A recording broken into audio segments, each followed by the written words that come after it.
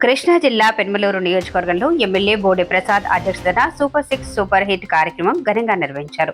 ఈ కార్యక్రమానికి ముఖ్య అతిథిగా ఏపీఎస్ఆర్టీసీ చైర్మన్ కొరగళ్ల నారాయణ పాల్గొన్నారు. శ్రీశక్తి అనే నినాదంతో జరిగిన ఈ కార్యక్రమానికి మహిళలు భారీగా హాజరయ్యారు.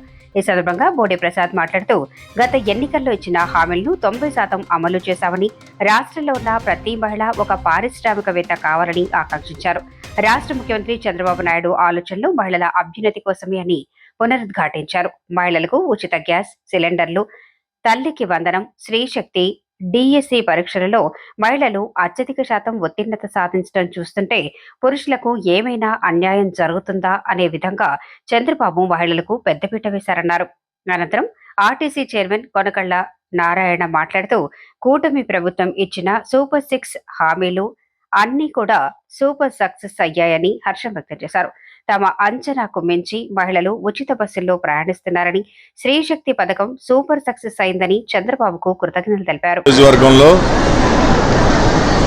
సూపర్ హిట్ సూపర్ 6 పథకాలు అమలు చేసి విజయవంతం చేసినందుకు శ్రీశక్తి మహాసభని నిర్వహించడం జరిగింది.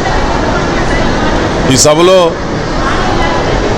చేసింది చెప్పే కన్నా కూడా ఇంకా చేయాల్సింది చాలా ఉంది.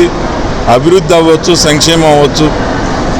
ఏదైతే ఎన్నికల సమయంలో హామీ ఇచ్చామో 90% మేరకు హామీలన్నీ కూడా నెరవేర్చాం. కానీ ఈ రోజున ప్రతి మహిళ, రాష్ట్రంలో ఉన్న ప్రతి మహిళ కూడా ఒక పారిశ్రామికవేత్త కావాలి. ఎవరు కూడా పేదరికంలో ఉండకూడదు.